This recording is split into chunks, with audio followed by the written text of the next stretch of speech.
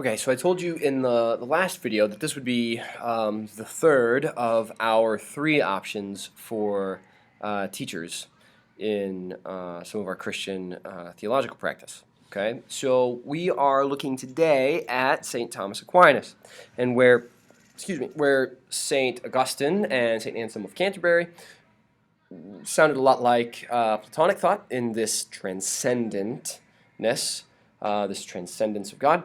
St. Thomas Aquinas is a sort of new wave of Christian Aristotelianism, the thought of Aristotle, showing itself in the doctrine and theology of St. Thomas Aquinas. And so we are going to be paying attention to him as we try and parse out where he's pretty reliant upon some of the Aristotelian thought and some of the Aristotelian construct. So let's dive into this. St. Thomas Aquinas, like Aristotle, he wanted to start with those things that we can be aware of. Okay, remember Aristotle taught that we start with those things that we can sense, that we can perceive in the world around us, and when things change, we start making note that means that they are not all that they could be. Things cannot be all that they are at any given moment, but they can be in process toward the thing that they are in their fullness, okay? And so the incompleteness we see in things, okay, is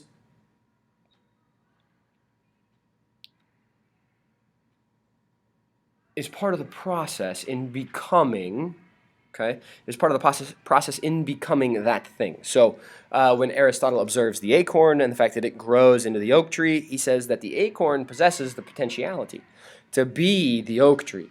And it is in process as it changes from becoming what it is within itself to being actually the oak tree, right? It has the potentiality for that oak tree within the seed, but it will become what it has the potential to be as it grows and changes and progresses over time. And we can observe that and we can see that in our surrounding by our senses, okay? Now, our beings are limited and incomplete. We cannot be all that we are intended to be right now because we are limited, okay? That incompleteness in us and in the things around us for St. Thomas Aquinas can only properly be understood in light of a being that is complete. All right? Now, this is where St. Thomas Aquinas begins to Christianize, if you will, some of our Aristotelian thought. There are truths, causes, Aristotle, right? That help us understand what could be complete and what is not complete. Now, for St. Thomas Aquinas, he sees that culmination of thought in the essence and the nature and the person of God.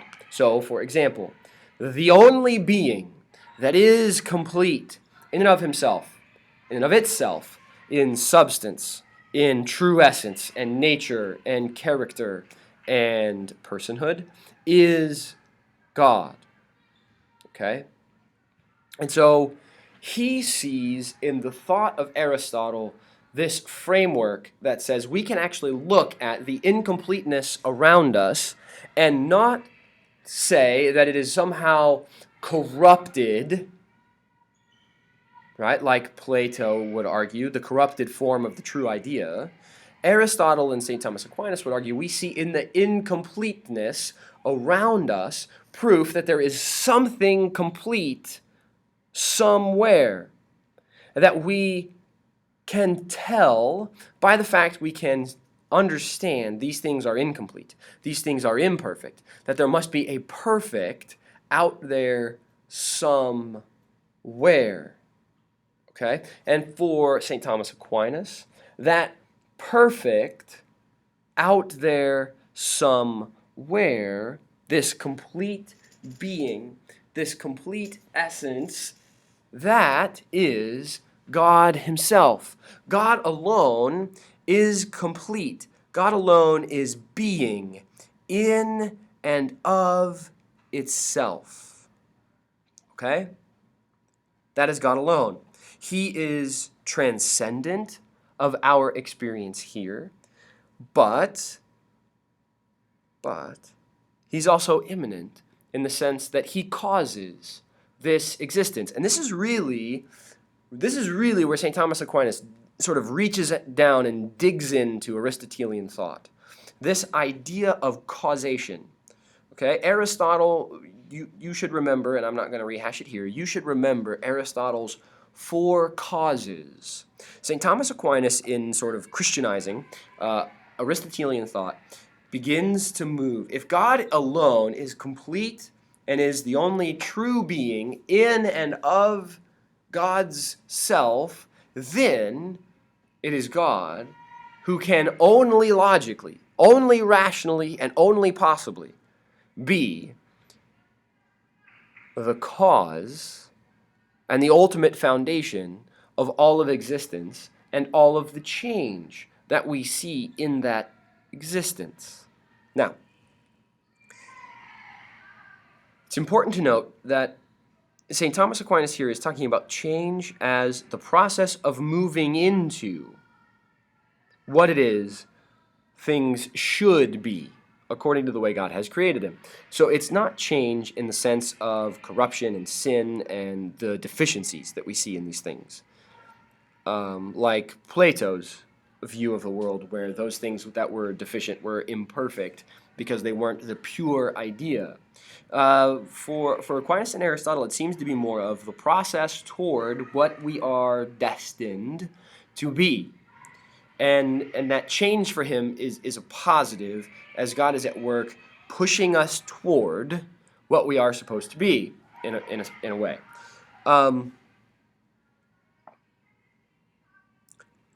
So he argues this argument of the five ways. It's a theological reworking of Aristotle's causes. All beings, except for God, do not have a being and a substance in their own right, but we are so only by participation.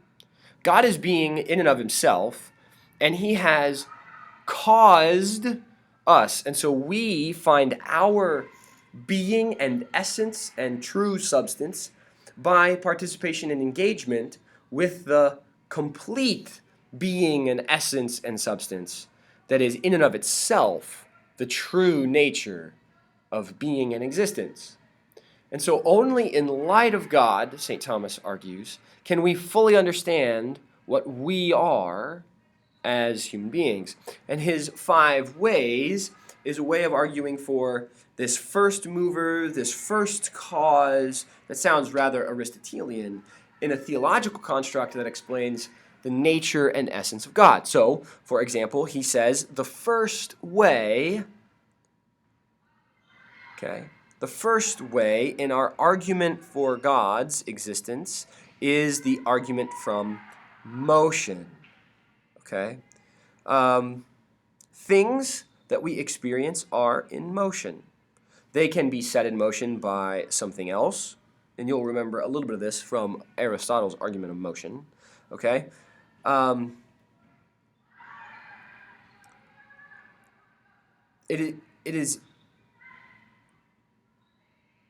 It's impossible that the things we see as changing can be both changing and the cause of their own change, St. Thomas argues. So really what it is that whatever is in motion, whatever is under change, has been put that way, changed, put in motion by another. So ultimately we can just keep going back, right? This thing causes this thing to move, which causes that thing to move, which causes that thing to move. And you can work your way back, and you have this infinite regression of causes. Now, Aristotle and Aquinas both agree that this infinite regression of causes is sort of irrational. St. Thomas Aquinas argues that we stop that infinite regression of movers, of things setting other things in motion, by arriving at a first mover, that has put in motion all other things. And that first mover is the being that is the essence of existence itself. Okay, so that is the argument from motion. His second way for the nature and the character and the existence of God is the efficient cause. Okay, the nature of the efficient cause. There is no case in which a thing is found to be the efficient cause of itself. That would mean that it is prior to itself, which is irrational and impossible. So we must admit that the efficient cause of the things that exist must be that first mover, that primary mover. So the efficient cause that causes all other things is God, who again is the being that contains in and of itself the essence of existence. His third way is taken from possibility and necessity.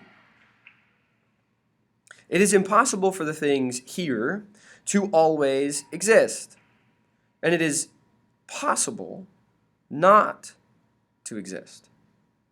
So we cannot always exist, and it is possible that at some point in time we will cease to exist, here and now. Okay?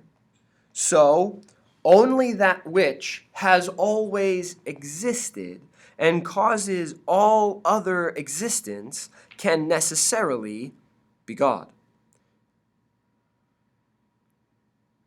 If it is possible for something to not exist, that thing cannot be God, because God is the thing that contains existence within himself. His fourth way is taken from gradation, to be found in things. He says, among beings there are some more and some less good, true, noble, and the like. More and less, however, are gradient. Okay? They can be predicted in different things according to the way that they resemble in different ways something which is the greatest, the maximum.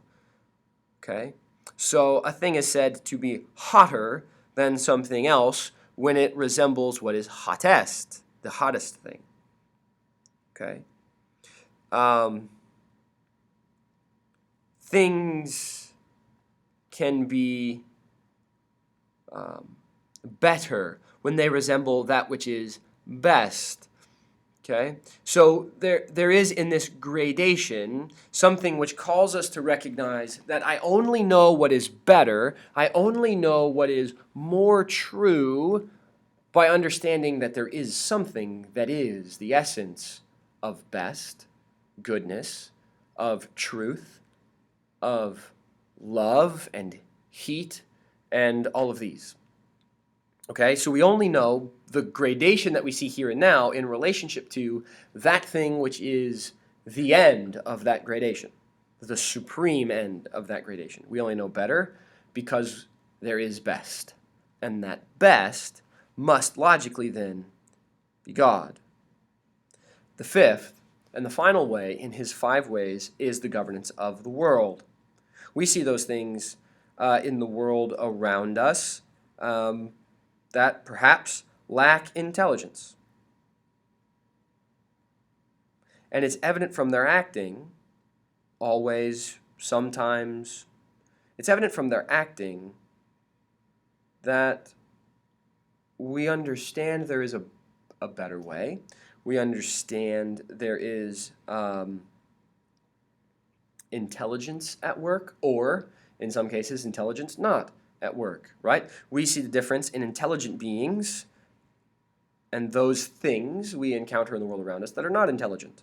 And so, if there is some intelligent being, me, and I exist, but I know that I am not supremely intelligent, then that being which is supremely intelligent and has ordered and sort of governed by that intelligence the natural world around us and is directing that world around us to its ultimate end, to its ultimate culmination, by intelligent means, this is kind of an intelligent design argument, then that thing which is orchestrating the world around us must be God.